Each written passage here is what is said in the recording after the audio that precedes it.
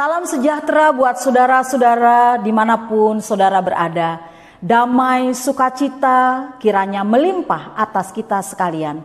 Saya Pendeta Estrina Manusiwa dari GPIB Sangkakala, Jakarta. Saya senang sekali bisa berjumpa lagi dengan Bapak Ibu Saudara di rumah di dalam program Night Call GPIB. Baiklah saudara, sebelum kita mendengarkan firman Tuhan, kita berdoa. Bapa kami yang di sorga, Bapa di dalam nama Tuhan Yesus, kami mengucap syukur atas penyertaan-Mu di sepanjang hari ini.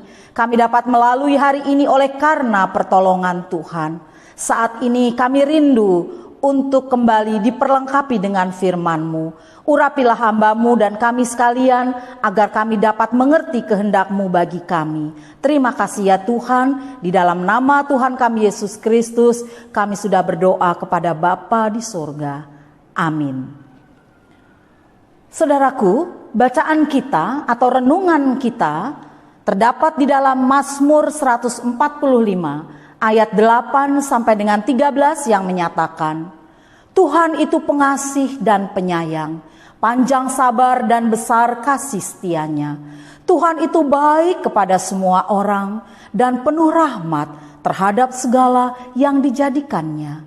Segala yang Kau jadikan itu akan bersyukur kepadamu ya Tuhan, dan orang-orang yang Kau kasihi akan memuji Engkau.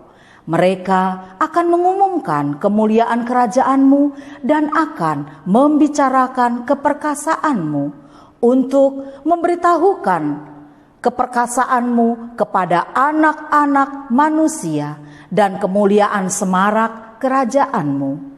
Kerajaan-Mu ialah kerajaan segala abad dan pemerintahan-Mu tetap melalui segala keturunan. Tuhan setia dalam segala perkataannya dan penuh kasih setia dalam segala perbuatannya.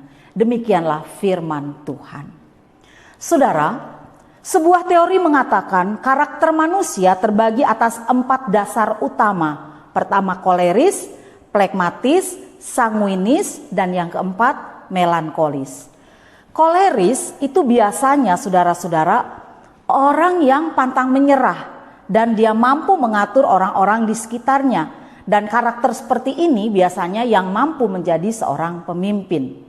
Kemudian yang kedua, plekmatis. Umumnya plekmatis adalah seorang yang cinta damai. Mereka lebih baik mengalah untuk menghindari konflik.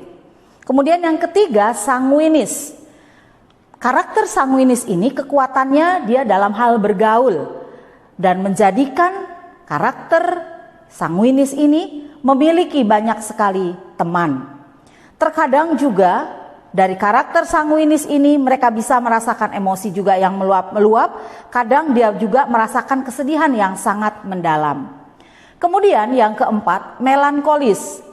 Karakter melankolis ini ternyata punya bakat yang menjadi seorang yang sangat perfeksionis. Mengharuskan segala sesuatu yang ada di sekelilingnya atau di sekitarnya itu nampak sempurna. Nah, biasanya ciri-ciri orang melankolis ini dapat dikenali lewat barang-barang yang dia miliki. Barangnya itu harus tertata dengan rapi karena baginya dia akan menghargai sebuah estetika. Juga tidak banyak bicara, tetapi sekali dia berpendapat, dia sangat tajam pendapatnya dan menggambarkan bahwa tipe seperti ini adalah seorang yang luar biasa, dia penuh dengan analisa. Saudara-saudara, kalau kita memahami dan juga kita merenungkan lebih dalam, ternyata di dalam diri manusia, di dalam diri kita, di dalam diri saya juga, terdiri atas 2 sifat gabungan yang menggambarkan siapa diri mereka atau siapa diri kita. Kemudian, kalau saya boleh merefleksikan untuk saya ini masuk tipe yang mana? Penggabungan dari 4 tipe karakter yang tadi. Termasuk Bapak Ibu Saudara, masuk tipe yang mana? Mengacu pada teori-teori di atas itu tadi dan juga mencermati keadaan di sekeliling kita, di sekitar kita, ternyata ada beragam sifat dan karakter seseorang. Seperti kalau kita menjumpai ada orang yang sifatnya tegas, ada yang cinta damai, supel, murah hati, tapi ada yang juga penyabar. Tidak kalah pentingnya ada juga yang pemarah, ada yang penakut, ada egois, ada yang pendendam, ada orang yang licik, ada orang yang munafik, dan lain sebagainya. Itu sifat-sifat yang ada di dalam diri manusia. Lalu bagaimana sifat Tuhan? Kalau boleh kita tahu, saudara-saudara, banyak juga di kitab Mazmur menggambarkan sifat Tuhan. Satu, seperti misalnya Tuhan itu maha hadir. Kedua, dia maha tahu. Ketiga, dia maha kuasa. Keempat, Tuhan itu maha tinggi. Kemudian Tuhan itu bersifat kekal. Dia tidak berubah. Tuhan itu sifatnya sempurna, kudus. Dan Tuhan itu sesuai dengan teks kita. Nah, ini sangat penting. Ayat 8 dan juga ayatnya yang ke-9. Sifat dari Tuhan, pengasih dan penyayang, panjang sabar, besar kasih setianya. Tuhan itu baik kepada semua orang dan penuh rahmat terhadap segala yang dijadikannya. Saudara-saudara yang dikasih Allah di dalam Tuhan kita Yesus Kristus, pemahaman kita atau setiap orang memiliki pemahaman dan pandangan tersendiri tentang siapa itu Tuhan. Pandangan kita berdasarkan oleh pengalaman pribadi kita. Bisa juga pandangan kita tentang Tuhan itu karena kita mendapat pemahaman-pemahaman atau mendapat ajaran-ajaran yang lain yang kita terima tentang siapa itu Tuhan. Pengenalan akan Tuhan itu, saudara-saudara, harus diselaraskan dengan sebuah kebenaran. Sebab ada kalanya orang yang mengatakan Tuhan itu jahat, Tuhan itu tidak baik. Padahal pemahaman ini tidak berasal dari firman Tuhan. Jelas firman Tuhan tadi di ayat ke-8 dan ayat ke-9 jelas sekali mengatakan bahwa Tuhan itu pengasih, Tuhan itu penyayang, Tuhan itu panjang sabar, besar kasih setianya, dan Tuhan itu baik kepada semua orang. Sifat-sifat dan wujud kebaikan Tuhan itu jelas. Firman Tuhan mengatakannya bahwa satu, Tuhan tidak membeda-bedakan. Tuhan itu baik kepada semua orang. Dan kebaikan Tuhan itu tidak mengenal batas agama misalnya, atau bangsa yang berbeda, atau warna kulit yang berbeda, atau bahkan kedudukan sosial yang berbeda. Tuhan bisa memberikan makanan, memberikan minuman kepada semua orang. Kepada orang yang baik, kepada orang yang tidak baik. Tuhan juga bisa memberikan panas, dia bisa memberikan hujan bagi orang yang benar atau orang yang tidak benar. Bahkan Tuhan mencukupi semua kebutuhan-kebutuhan hidup kita. Kebutuhan-kebutuhan hidup orang percaya maupun kehidupan orang yang tidak percaya. Jangan kita heran, saudara-saudara, kalau ada orang yang tidak percaya, dia tidak mengalami kebaikan Tuhan, karena dia mengatakan Tuhan itu tidak baik, Tuhan itu jahat. Tapi sesungguhnya kesempurnaan kasih dan kebaikan Tuhan itu tidak menghalanginya juga untuk kemudian dia menghalangi atau berbuat baik kepada orang yang membenci Tuhan itu. Tidak. Kebaikan Tuhan tetap terus menerus. Seperti tadi saya katakan, tidak bisa dibatasi oleh apapun. Kemurahan dan kebaikan yang Tuhan berikan merupakan bentuk kasih agar kita mengenal dan kita juga mau datang kepada Tuhan. Kita yakin, kita sadar, saudara-saudara, bahwa kebaikan-kebaikan Tuhan terhadap saudara dan juga saya kita bisa rasakan. Pengalaman iman saya tentu berbeda dengan pengalaman iman Bapak Ibu Saudara yang ada di rumah. Tetapi betapa baiknya Tuhan sehingga kita tidak bisa lagi berkata-kata tentang Tuhan yang begitu baik dan sempurna itu tadi. Justru karena kebaikan-kebaikan Tuhan yang luar biasa, sebaliknya justru kitalah yang berdosa. Kita yang melawan Tuhan, kita tidak setia, kita tidak taat kepada Tuhan. Bentuk kebaikan yang lain adalah Tuhan memberikan pertolongan, itu ada dalam ayat 14. Memberikan pertolongan pada saat kesusahan. Tuhan memberikan atau bahkan mendengar mereka yang minta tolong. Nahum 1 ayat 7 tertulis Tuhan itu baik, dia adalah tempat pengungsian pada waktu kesesakan. Kebaikan Tuhan itu menyebabkan Tuhan bertindak saat kita mengalami kesusahan, saat kita mengalami kesulitan. Ingat saudara-saudara, Apa yang dilakukan oleh Tuhan ketika dia mengirimkan anaknya yang tunggal, yaitu Yesus Kristus, datang ke tengah-tengah dunia ini. Dia ada bersama-sama dengan para muridnya. Dia bersama-sama juga dengan orang banyak. Dan orang banyak, para murid juga mengalami kebaikan Tuhan di dalam Yesus Kristus. Dia bisa menyembuhkan orang sakit. Dia bisa menyembuhkan yang buta, bisa melihat. Yang tidak mendengar tuli, kemudian dia bisa mendengar. Dia menguatkan yang lemah. Bahkan juga biasa membangkitkan orang yang mati. Dia memberikan kekuatan, dia memberikan penghiburan dan pertolongan kepada orang-orang yang mengalami kesusahan.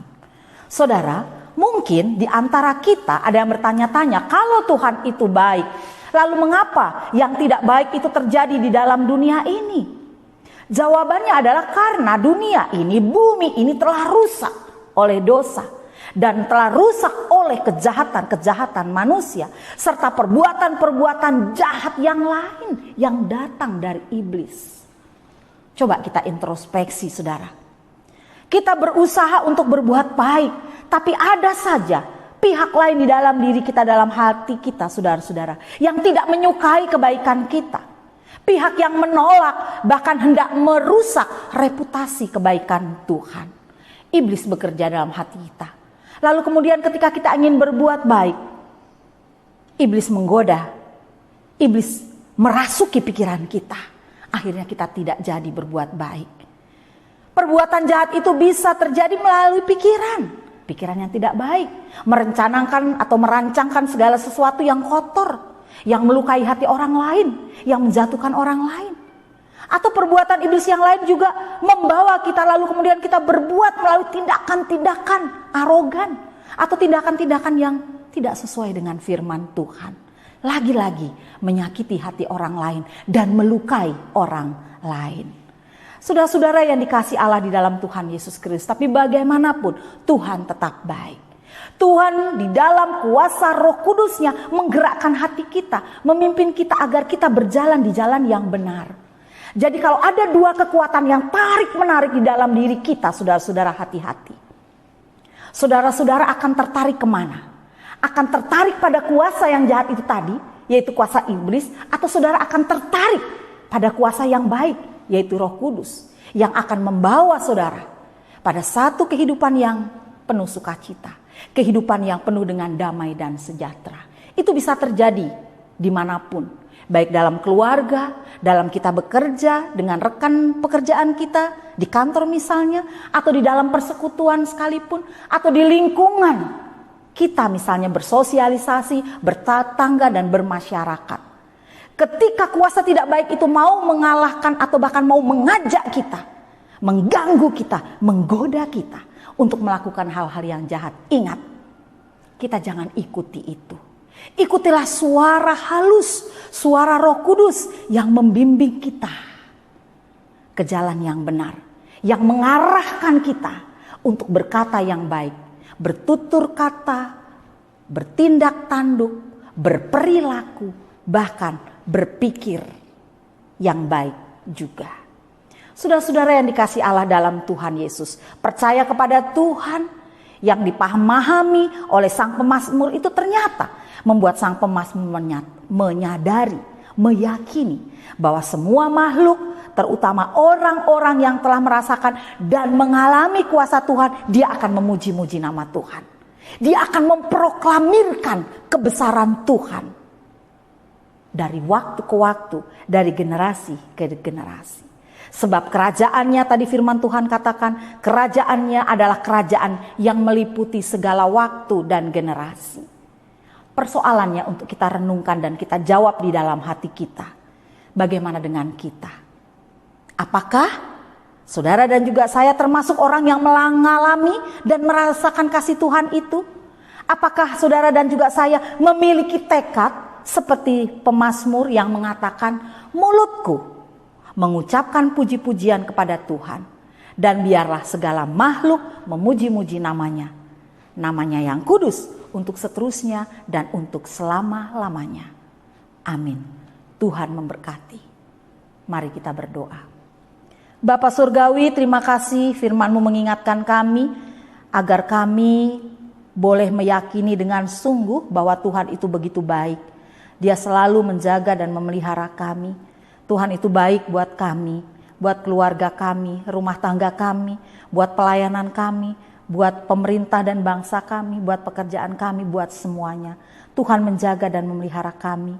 Seringkali kami yang tidak setia kepadamu, seringkali kami yang tidak taat, kami melawan kehendak-Mu, ampunilah kami.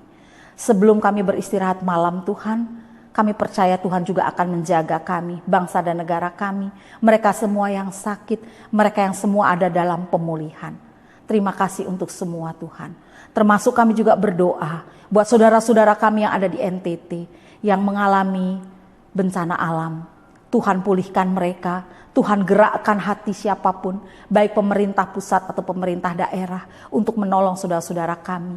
Bahkan Tuhan menggerakkan hati setiap kami jemaat Tuhan GPIB, juga boleh membantu dan menolong sesama kami, jemaat kami, saudara-saudara kami di NTT. Terima kasih untuk semua Tuhan. Inilah doa kami, di dalam nama Tuhan Yesus kami sudah berdoa dan mengucap syukur kepada Allah Bapa di sorga. Amin. Selamat beristirahat, Tuhan memberkati.